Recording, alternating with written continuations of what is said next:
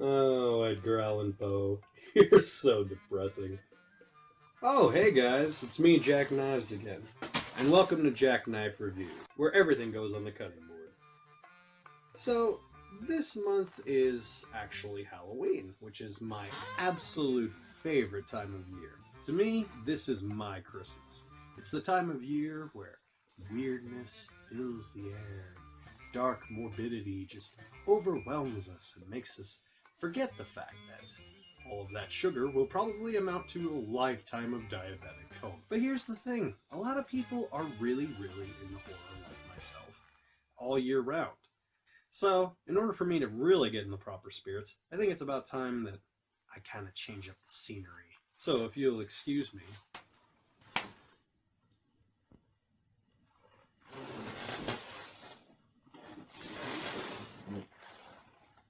Thanks, evil powers!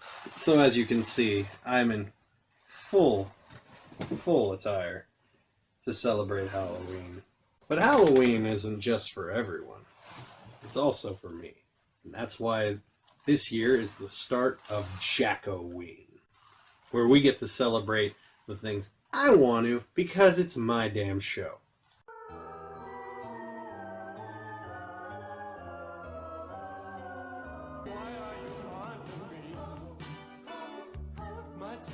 Not your type. Please get it through your head. I can't love you, you're dead. Why are you haunting me? So in order for me to really represent Halloween in its proper entirety, I think I wanted to start off in the right foot forward. And that is going backwards. So I wanted to bring up 10 must-see black and white horror film. Now, when I say must-see, I don't necessarily mean that they're super popular, or that they're the best, or that they're greater than others, because I'm sure many of you have probably seen Universal monster movies, or several different adaptations of Alfred Hitchcock's, such as Psycho, or several films in that regard. So, with that being said, my criteria for what is a must-see is generally based on two principles. That is, one, it has to be able to appeal to both hardcore and to novice horror fans. And two, just from a film aesthetic in general, you need to be able to approach this from someone who likes film, not just someone who likes horror, because then you're going to be very biased in your opinions of what's good and what's not. So with that being said, think of this as a personal checklist of my recommendations. Now, granted, these aren't a complete list. There are just so many black and white films I could probably make several lists if I wanted to of just these. But I think I just wanted to do 10 ones that I recommend. With that being said, let's start off with number 10. Number 10. Night of the Living Dead. With the recent passing of George Romero, I felt it necessary to start with his most well-known movie first. A ton of people in the horror community may try to shove this film down your throats until you're sick of it, talking about how it's one of the greatest horror movies of all time, talking about how it changed horror history, and it is the birth of modern-day zombies, and things of that sort. But in my opinion, what really makes this movie good and stand out is the way it's shot. The cinematography is just almost like a home movie. It's very rough. Really rough around the edges. Like, if you were to make a home movie, this is kind of similar to how that style would be. And because of the way it's shot, it makes the zombies that much more creepy because they feel like they're really there, if that makes any sense. And the main reason this movie's so low on the list is because, well, it's public domain. Everyone can pick it up. You could go on YouTube right now and find the movie completely for free. No one technically owns the rights to it because they had to give up the rights in order to finance the film. So for that reason, and for many others, I had to include it here because when else was I going to have a chance to talk about it? Also, if you ever want to hear more about it, I definitely recommend a documentary they released several years ago called Birth of the Living Dead, which talks more about how George Romero and Dan O'Bannon created the concept of the zombies, how they made the movie, what they went through, and everything in between that just really did change modern horror. Not to mention, this is also one of the first films to use the concept of having a black man in the 60s who is a main character. He's the main character, essentially, in the film. Which really doesn't happen, now that I think about it.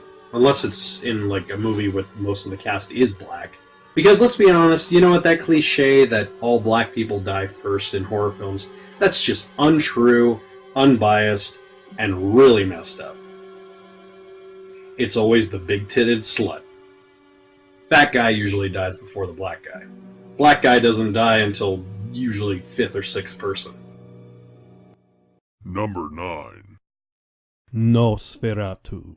Probably the most famous silent film of all time, if not just for internet status. Nosferatu is the first film adaptation of Dracula, although because they weren't able to get the rights from Bram Stoker's widow, they had to change the name of the character to Count Orlok instead of Dracula.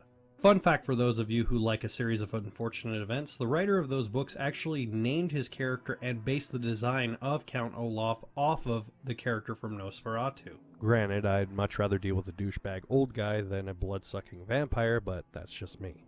They tried remaking this film in the 70s with Klaus Kinski and Werner Herzog, but it just didn't work as well as a talking film. This is one of those rare exceptions where the film could only really have been made in the silent era, or at the very least in the style of silent films. And yes, before you make a comment, I am fully aware that they are remaking Nosferatu sometime in the near future, and it's going to be written and directed by the man who made The Witch, so there is some potential for good scares. Legend has it he was actually a real-life vampire. Max Schreck was just a pseudonym he would use in order to blend into modern-day society. Mainly, this is based on the fact that the only people he would ever interact with directly were the director. He would always stay away from everyone, would never go in his dressing room, always kind of staying in the background or staying away from people as to give more of the effect that he is in fact a vampire. But for all we know, he probably could have been. Number 8. The Last Man on Earth. What would a horror film list be without Vincent Price on it? The Prince of Horror. I'm sure many of you are aware of the film I Am Legend, and I'm sure a few of you know of the film Omega Man with Charlton Heston. Those movies are both based off of a book called I Am Legend, just like this film is, in which a scientist is trying to cure a plague of monsters that have taken over humanity, remaining the last human on Earth. But the one thing that those movies seem to not be able to pull off properly, between Heston's stale acting and irritating tonal shift of I Am Legend, is, in my opinion, this is the only fully realized adaptation of the book I Am Legend. Now, I'm not gonna lie, it's in no means a perfect film. It does have some flaws and it does drag a bit, but the one thing that this film did properly, that portrayed the book and as a whole works better as a film compared to I Am Legend and Omega Man, is the entire film is full of mostly monologue, just like the book is, because you're going through the perspective of one and only person left alive. With that being said, Vincent Price, in my opinion, between the three, is the only one who could pull off being able to carry the weight of what is transpiring in the film as a whole. He was that good an actor that he could make you intrigued. He could keep you entertained with the mere presence of his voice and the way he presented himself on screen.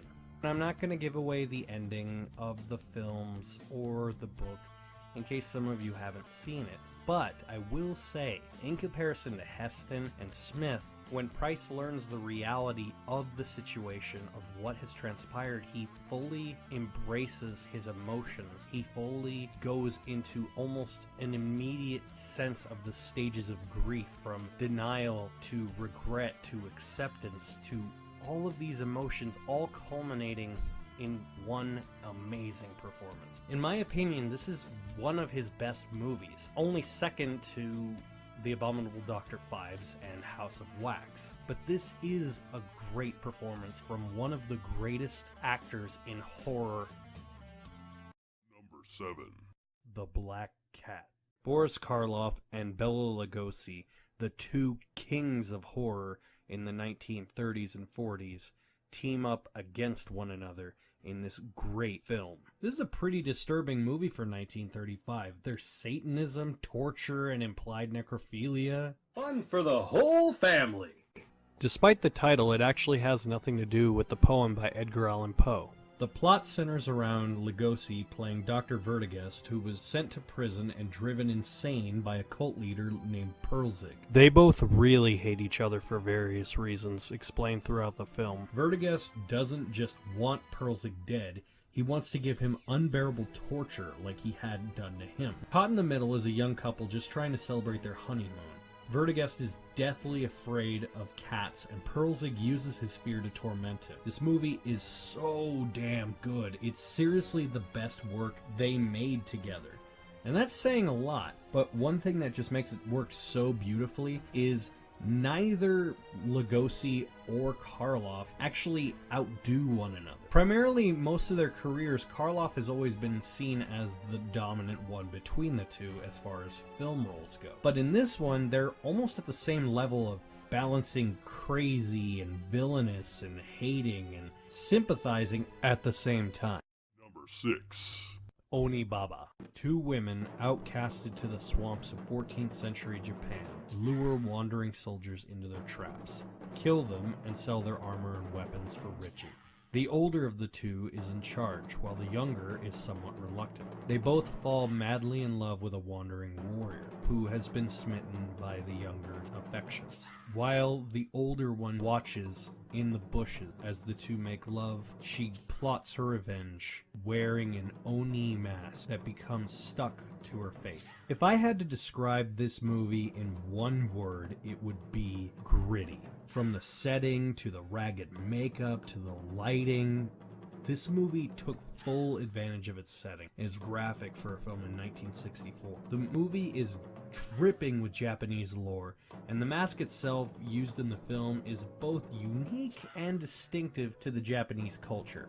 For those of you who don't know what Oni Bava actually means, it basically means demon woman, devil woman, monster hag. There's so many different forms of it, but essentially the big point of the movie is that the mask that she uses to scare them to think she's some sort of demonic, evil woman ends up becoming a reality for her. She becomes the thing that they fear most. She becomes a demon hag through her actions and consequences. Number 5. Les yeux sans visage, aka eyes without a face. Dr. Genesser, a skilled surgeon, has a daughter named Christiane, whose face was disfigured in a car accident, making the public believe she is dead, when in actuality she's living with him in secret, having her face mutilated from the accident, hiding under a pale, emotionless mask. With the help of his assistant Louise, whom the doctor had previously repaired her face as well, they plot to trap women to surgically remove their faces and replace Christiane's mangled one. The mask Christiane wears has become iconic in its own right because of its simplicity and creep factor. She acts as both a victim and accepting daughter, all from what was taken from her. Dr. Genesser also balances between twisted and pained. Christiane is able to convey a lot of emotion with her body language. It seems like there's more going on behind her eyes than there is on screen, almost as if you can see the inner cogs working throughout the film. In fact, John Carpenter himself actually based the design of the mask for the shape, as he referred to it in the script, off of the mask from Eyes Without a Face. So, really, you could kind of see a lot of the performance that Nick Castle and all the others have portrayed from Michael Myers in the performance from Christiane. Not to mention the fact that this movie has some of the best visual effects for horror films I've seen in a long, long time. Not because it's overly gory or bloody or whatever, it's because it's so actually accurate. They show a full facial removal in the film, and it's pretty disturbing, actually. And yes, if I don't mention this, I'm probably going to get bombarded with comments that John Woo used this as an inspiration for the scene in Face Off, as well as Billy Idol using it as an inspiration for Eyes Without a Face, his song, which features random women slapping their butts to the beat of the song? I'm not making that up either. Here's a clip.